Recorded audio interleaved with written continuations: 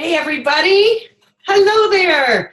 Happy Monday to you. It is time for Game Plan, and today we are going to be focusing on two chapters, chapters 15 and 16, and our topics are growing your business through blogging, and then that wonderful chapter 16 that is all about FDA compliance and what exactly that means for us and for the growth of our business and the safety of our business. So I want to welcome everybody and thank you guys for joining me. I know that you have so many options of things that you could be doing on a Monday at lunchtime, and so I really do appreciate you spending some time with me. Let's just jump right in here and get started on chapter 15 that is all about blogging. So the question that I put in for you guys to answer in the chat box today, of course, where are you from? And what is your favorite blog, if you have one? And if you don't, that's totally fine. But let me backtrack just a little bit before we jump in here. When you are in a business like we are in, and really any business for that matter, it could even be a brick and mortar business. I know some of you, I know Amy owns brick and mortar businesses with Jiffy Lube. Some of the rest of you, Rachel has had a brick and mortar business with her massage practice, and so does Rhonda. I don't know if any of the, well, Mandy's husband is a chiropractor, so she's got a brick and mortar business going in Ames. So let's just call it this. When you are a business owner, your job is to bring value to the public, right? And that can be in the form of information. It can be in the form of inspiration. But in some form, in order to build your clientele, you need to deliver content and value in some way. And if you don't do that, what happens is that you may still have a very successful business, but no one will know that you're there. So the way that we can attract people is by sharing nuggets of free information that will bless people's lives, that will make them fall in love with you as a person, and it kind of raises you up to say, okay, I really like this lady because every week I can rely on some information being delivered to me, and you know, she's never asking for anything. It's just a gift. It's a free gift. So that's kind of how I look at blogs. For some people, they're kind of a diary, and it's a way of thinking through whatever it is that you're passionate about. I've seen blogs on absolutely everything, from everything. I don't even need to give you cars to animals to kids to wellness topics, the whole gamut. There are blogs out there.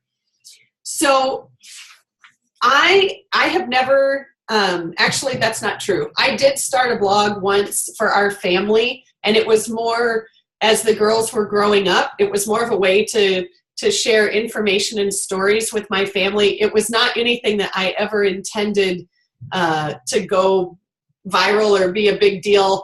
And in fact, right at this moment, I couldn't even tell you how to get to it because I don't even remember what I named it. But I'm sure that it's still out there, probably somewhere. But so I don't know, by a quick show of hands here, are any of you bloggers? Do you have one going? Alyssa, you do. Okay, awesome. Alyssa, would you please type in the chat box what the name of your blog is? And if it has anything to do with goats, you all should go because she totally raises the cutest goats on the planet. So I'm hoping and praying that's what it is, but I don't know. But if you do blog, type in the chat box what it is that your blog is called so that we can all go check it out and leave you some fun comments. But the whole point is for you to build up an audience and for you to deliver some content of value to the audience. I do not have one for Young Living, and I will admit that by and large, it's because I was intimidated and am intimidated by the amount of time, at least in my head, that I think it would take to write articles every week or every other day or whatever the suggested, I don't even know what the suggested time frame is for blogging. But one of the things that I am very grateful for is that when I signed up for Market MSO, that website service, they connect my website with Young Living's blog. And so everything that they put out shows up as if I was a blogger on my website, which is really nice. And if you have that service from Market MSO, that is probably showing up on yours as well. I know that we've gone through lots and lots of different suggested web providers, and I will be the first to admit, I don't think that my website, well, and it's not even, I don't think, I know that my website is not my number one place to draw prospects from. It is my mouth and my relationship with people. But I do like to have a website that I can put on my business card that I can share with people, because in my opinion, if a business doesn't have a website, it feels somehow like it's not legitimate.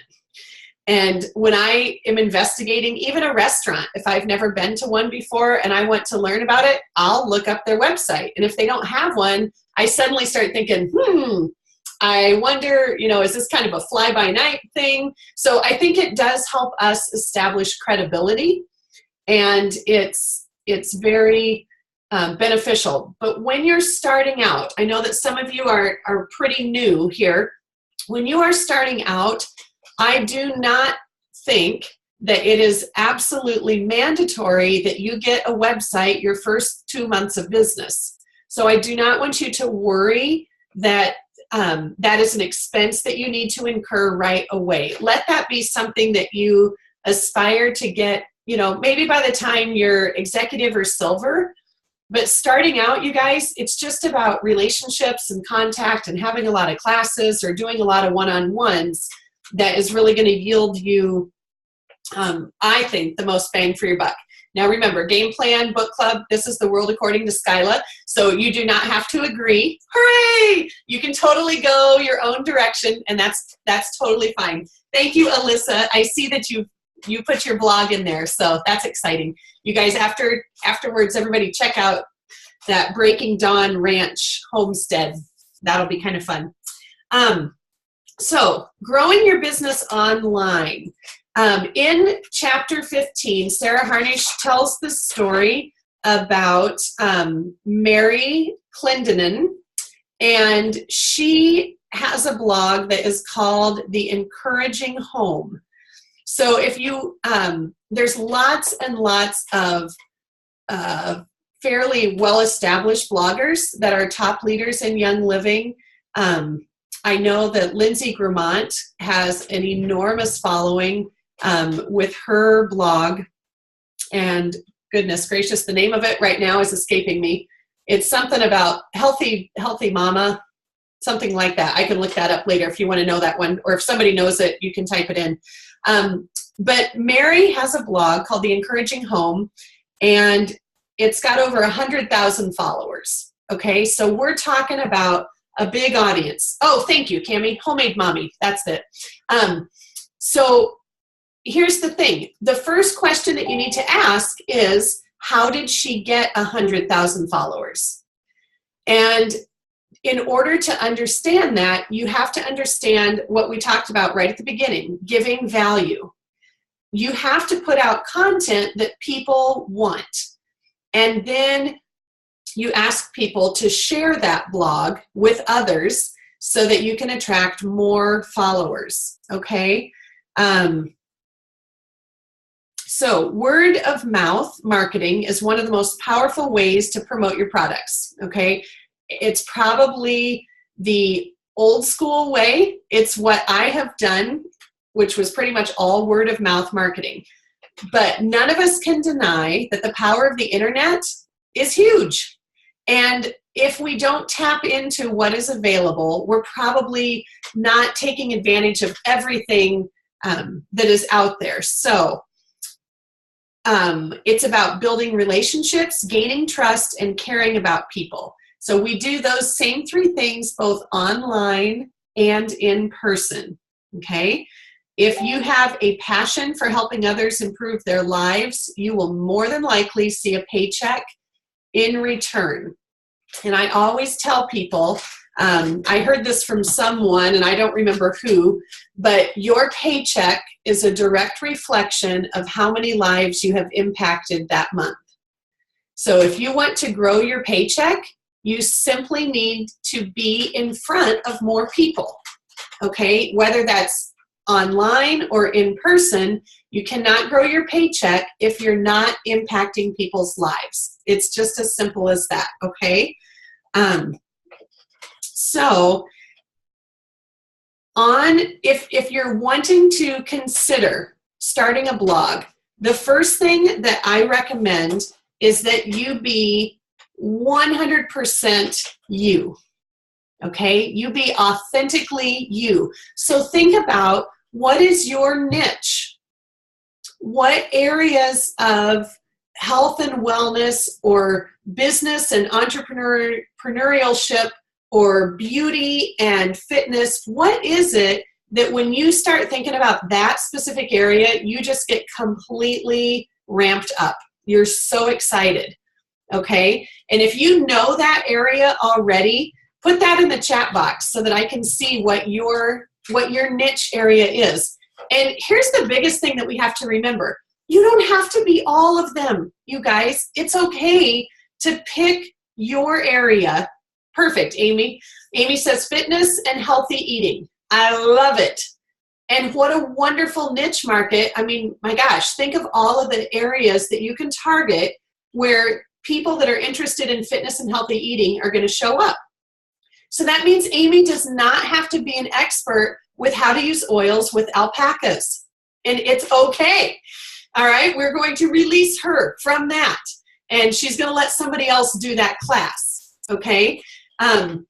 I am not the expert on oils and babies because I've never had a baby while I was using oils. But you know what? There are other people in our team that are oil and babies every day, and they're like, yeah, that's my niche. I love talking to moms with babies and pregnant moms. Fantastic. Great. I will send those people to you. Okay? So find what you're passionate about, and then that's where you're going to kind of craft your brand. You're going to be known as the expert kind of in that area when it comes to relating to young living. Okay? Now, people are going to be watching. They're going to be watching you and your lifestyle.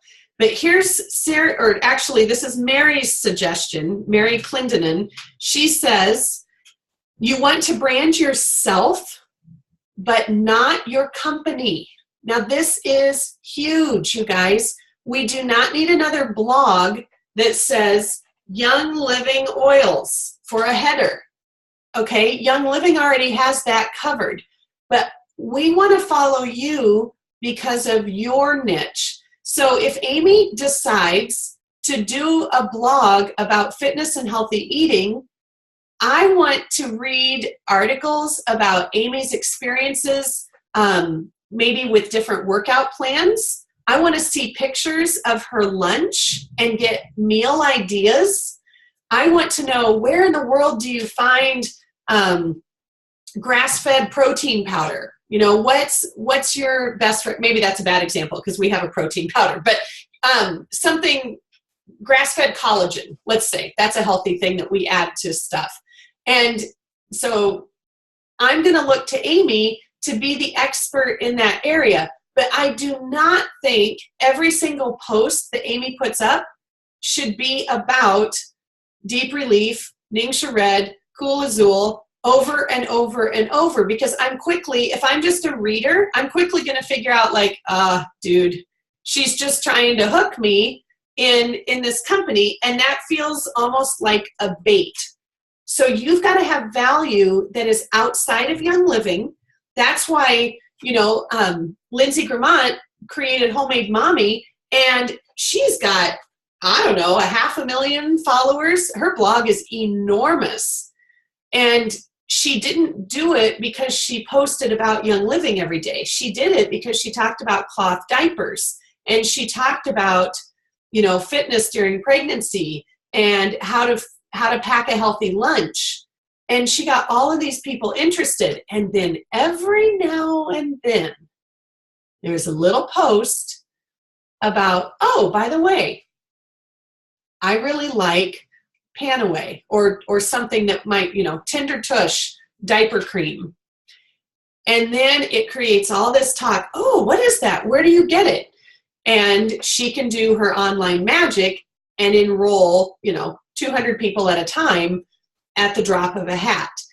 But you don't just get a blog with 500,000 followers like that. You have to build that and create it, and it's work. Okay, so don't think that it's not. We're going to build relationships, compel people to ask you what you do. That's the best situation on the planet, when people are curious enough about you that they start asking you, so what do you do? And then you know what to say. You've got them, okay? Let people get to know you first, and it will take you far. Always remember, and this will kind of go into our next chapter, we must stay compliant online. So watch those words, pictures, and links that you post. Always try to keep up to date with policies and procedures. You can always check in the member resources for the most up-to-date information, okay? By and large, our team does a phenomenal job on the compliance stuff. Sonia has been vigilant about helping us know what is okay, what is not okay. So I feel pretty darn good about our group. Every now and then there's slip-ups, and we are always all learning. And so the best thing that we can do is offer grace to each other and real helpful help. And that will take care of itself. So I'll be interested to know if anybody is interested in starting a blog. If that's something, some people just have the natural gift of writing. And so if you do, and you're kind of one of those savvy people that seeks out tips, and you're like, you know what, I could share this. I love, Mandy says she's all about simplifying life. Oh my gosh, what a hot topic. For a busy mom, I mean, for anybody, I would totally read a blog about simplification. In fact, there's a blog called The Minimalist, and I am far from a minimalist, but I get inspired when I go read it because it makes me want to pare down my belongings and get focused on what is important. So just the word simplify is attractive to me. So I think that would be an amazing topic, Mandy. And yeah, everybody else is saying, still trying to figure it out. That's totally fine. Rachel wrote music. That is amazing. Rachel, I just went to an online class. It might be over the course of a few days that was all about essential oils for singers. And so I don't know if you saw that one or not, but there's a whole niche market there for people who use their voices for their profession. News anchors, radio broadcasters, singers, that kind of thing, that oils can support that. And we know it. So finding kind of that niche might be a neat way to weave that together. But I'm sure you've probably got a broader picture of what that could look like. But I just encourage you to continue thinking about what your passion is. And even if you do not choose to start a blog, if you have read, oh gosh, where did I put it? Anybody read this book by Lindsay Moreno, So one of the things that she talks about in here is figuring out what those branding words are for you. And I don't remember exactly how many words she says to pick, but then when you're thinking about what should I post on Facebook, because we know, I've told you 100 times, you can't just post about Young Living. That's not attractive to people. So if music is one of your passions, Rachel, then maybe at least one time a week, you post something that is original to you that has to do with music. And that kind of becomes a brand word that when I think of you, I think of music. For me, I love shade perennials. It has nothing to do with Young Living, but it's something I really enjoy. And so I was just thinking this morning, as my hostas are starting to peek through the leaves, I should be out there taking a few pictures because that would make a really good post. And I love my yard and my garden and that kind of thing. So you want to be interesting. That's what makes people follow you. If you're not interesting, people don't have a reason even to come to your Facebook page. So if it's humor, entertain us. Post something funny. I know that when I am looking at Amy's Facebook page, Amy Supine, I know that I can count on scrolling a few pages, and I know I'm going to find a picture of Barney. And I love Barney. Barney is like the family mascot. He is the dog, not the child. But Barney is awesome. And I look forward to Barney posts. So I don't know. I'm just one person. I wonder how many other people, look forward to that when they see Amy. So everybody kind of has their thing. If you haven't figured out your thing yet, sit down with a pad of paper and just go through what gets me excited. What do I love to talk about with people? And pick about 5 of those things. Maybe it's your family. Maybe it's your faith. Maybe it's books. Amy, I just read that. That's the best description of a dog ever. 95 pounds of love and bad ideas. Oh, so funny. But figure out what those things are that really just light you on fire, and then be intentional about every day or every other day. Pick one of those items. It's not like you have to post 5 times a day, so don't worry about that. But just be cognizant that every couple of days you want to have some kind of a value post that is relating to those things, okay? So let's see. In terms of when you do share about Young Living, I like Sarah's idea that we want to share real life pictures of your oils and your diffuser. So your family using oils, your family using supplements. When you're on the go, when do you use neem sherbet? That kind of thing. Instead of always just using stock photos, which there's nothing wrong with those, but if our job is to show, how do these oils impact my life, then maybe, the oils sitting next to my Vitamix making my smoothie is going to be more impactful than pulling a Google image of an oil and using that, okay? So our job is to show how each of us are uniquely living the Young Living lifestyle and bring that to life, okay? All righty. Let's see here. When people follow you on social media to learn more about you and to be encouraged, they also want to know how you can help them. They aren't just coming to see what you wore or what you ate. You have just a few seconds to capture their attention before they click away, unless they are friends and have become faithful followers. So provide some kind of value every day.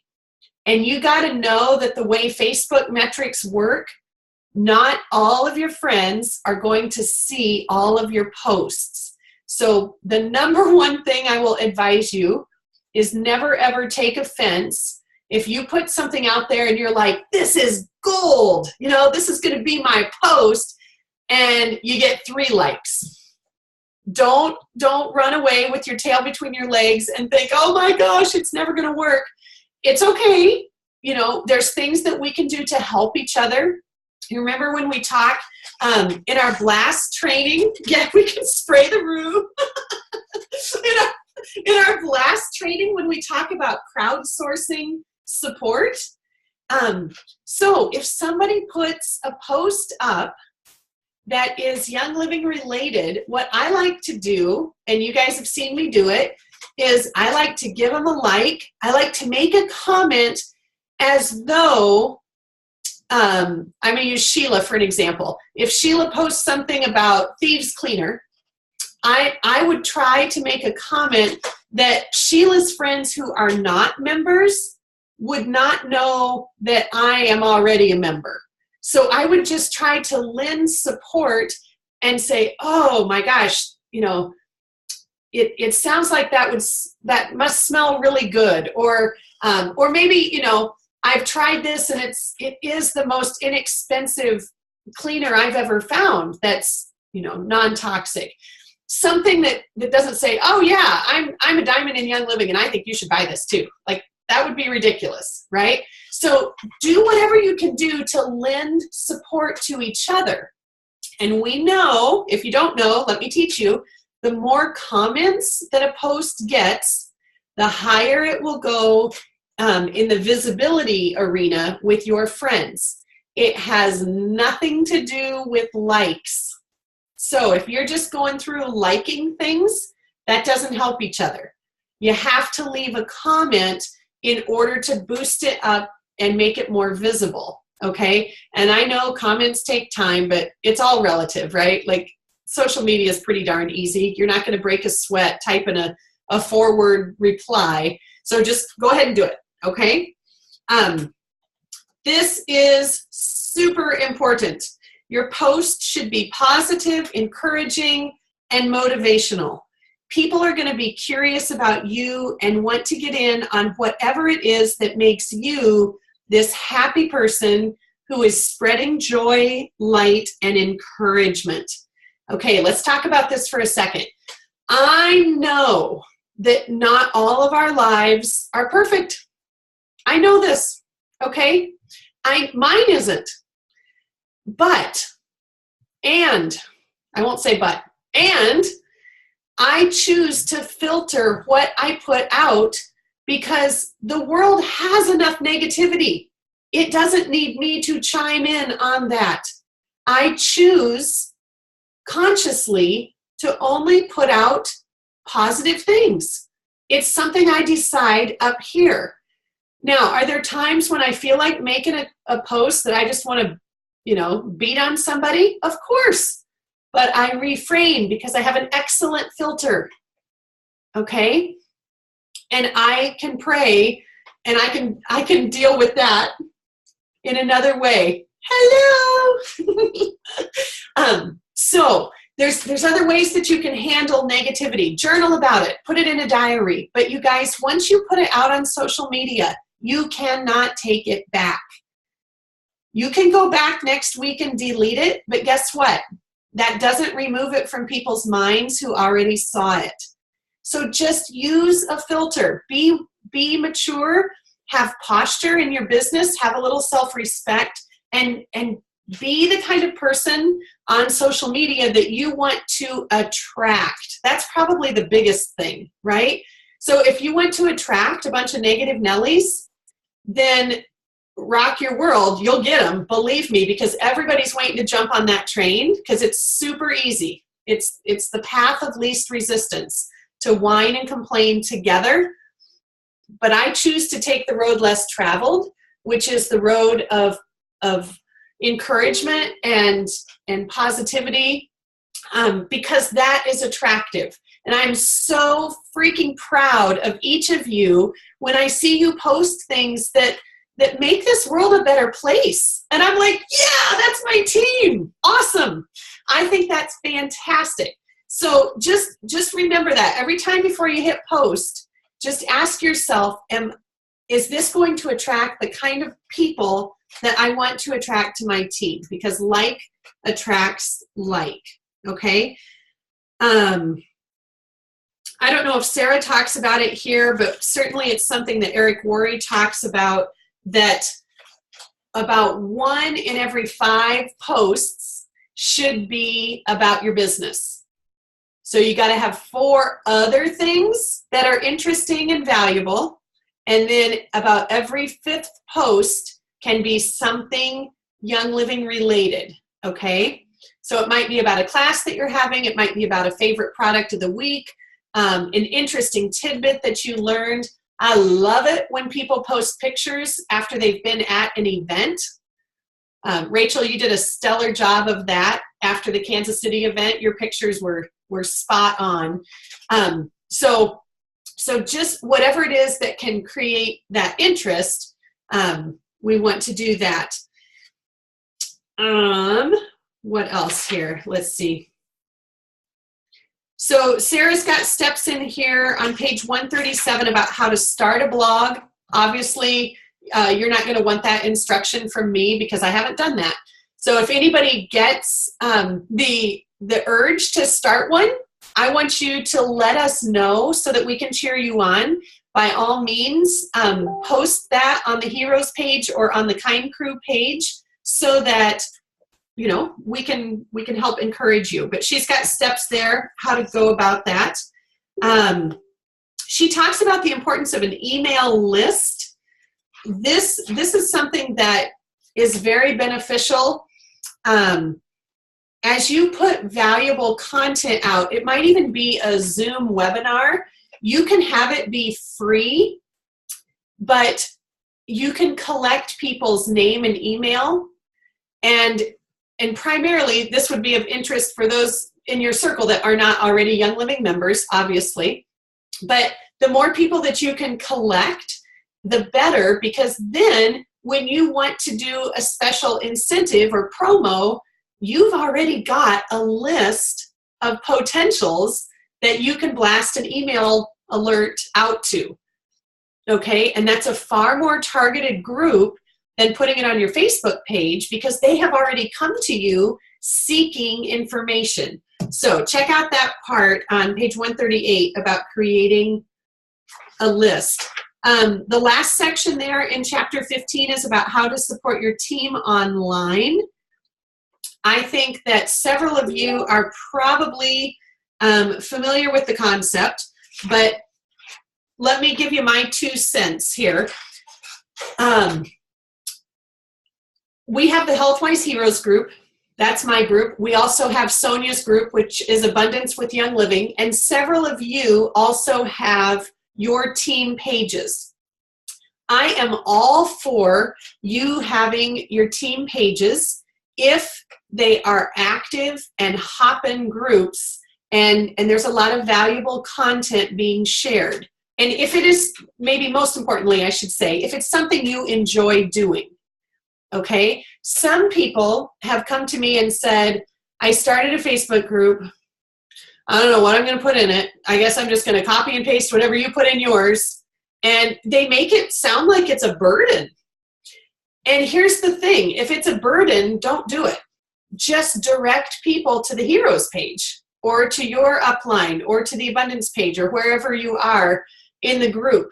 There is no shortage of opportunities for groups. I just want to make sure that the ones that we have, there's a lot of value happening in them, okay? And that it's not a ton of repetition. So it does take a little bit of work to make sure that you're curating valuable information. I love that word. We have to be curators of good content.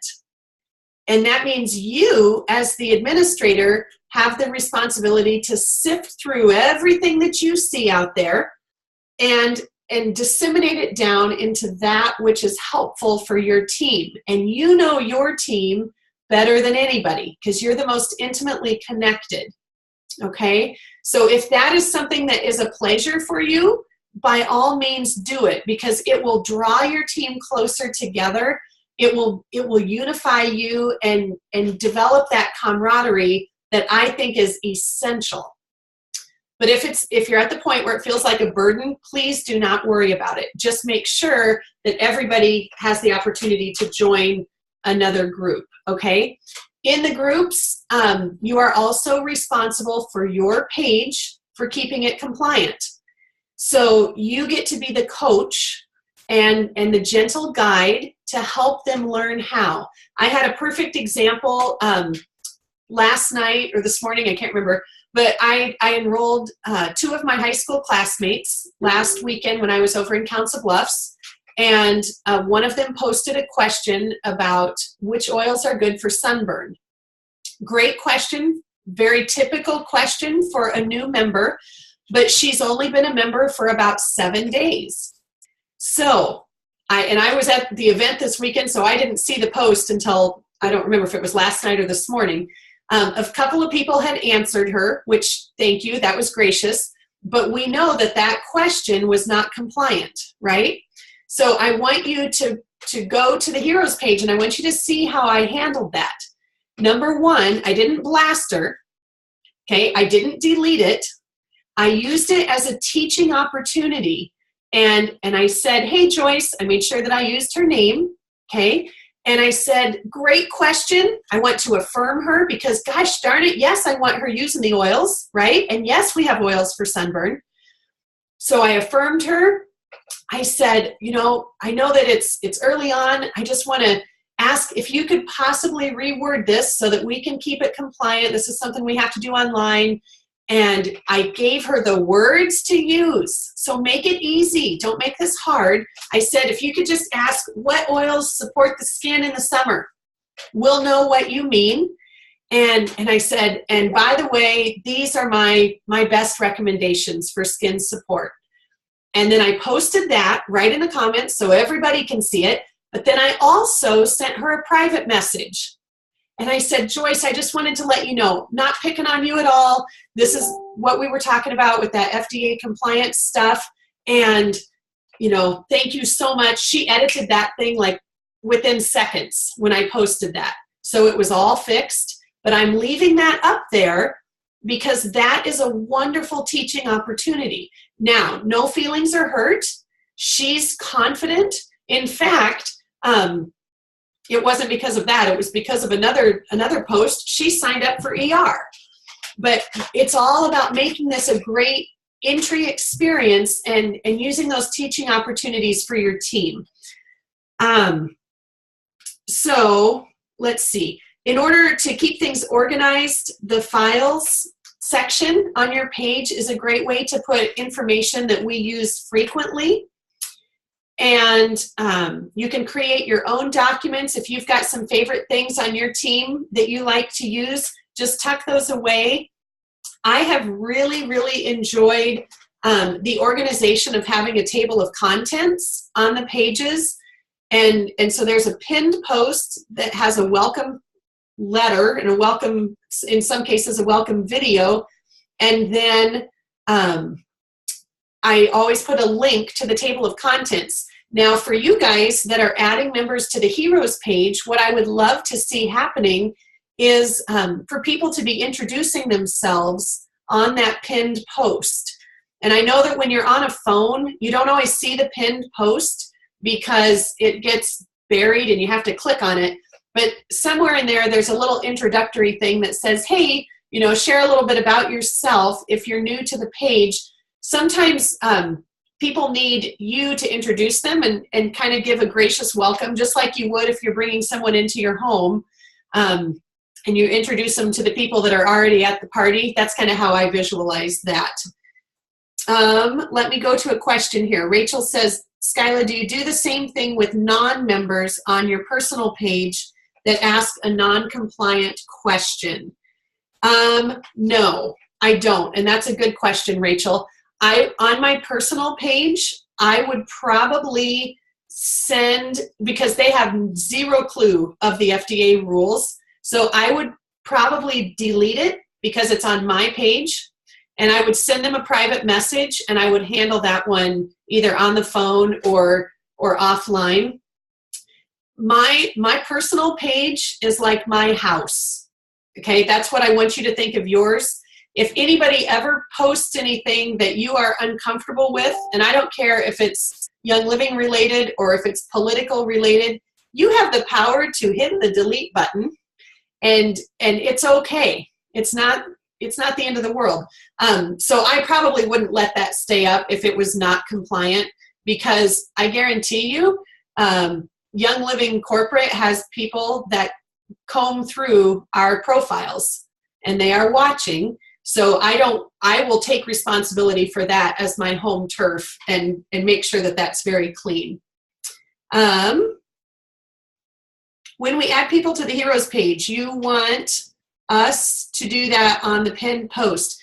Yeah, Amy, if you could direct them to the part where it says introduce yourself. So you might do a separate post to welcome them, but if you tag them in that pinned post, it has some questions like, where are you from? What are you looking to gain? Or something like that. Like, why were you attracted to Young Living? That sort of thing. That happens there. So very good. Okay. So I think that wraps up that. And it's 12:30. How in the heaven's name did that happen already? I'm so sorry. That means that we need to save chapter 16 for next week, because chapter 16 is important, and I don't want to try to do it in 5 minutes, because this is on the compliance, which I feel like, honestly, I feel like this group does a pretty good job. But I think that there's some things there that are worth talking about maybe just a little bit more. So let's go ahead and save chapter 16 for next week. So that means that we will do 16 and 17. I was going to do 18 too, but I think 3 chapters might be a lot. Although we have talked about the comp plan. I would say, to make it safe, make sure you've read through 18 for next week. And if we only get through 2, then you'll just be ahead of the game after that. So I need to adjust my little note here.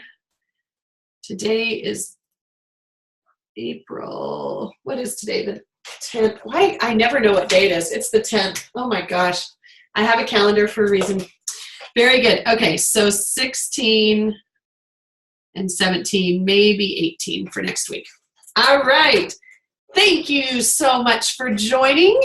And I'm going to go ahead and end the recording now. We'll see you guys hopefully on Thursday night for Thursday Night Live. I will just tell this group, since you're already here, I will be doing an intro class on Thursday night. So if there are any folks abroad that you would like to invite, remember how we've talked about before that you can create your own Facebook event and treat that as your very own class. And then all you have to do is put in the Zoom link for the class. And so you're the hostess, I'm the teacher, but we can bring it all together on Thursday. So hopefully I will see you then. If not, I will see you back on Monday.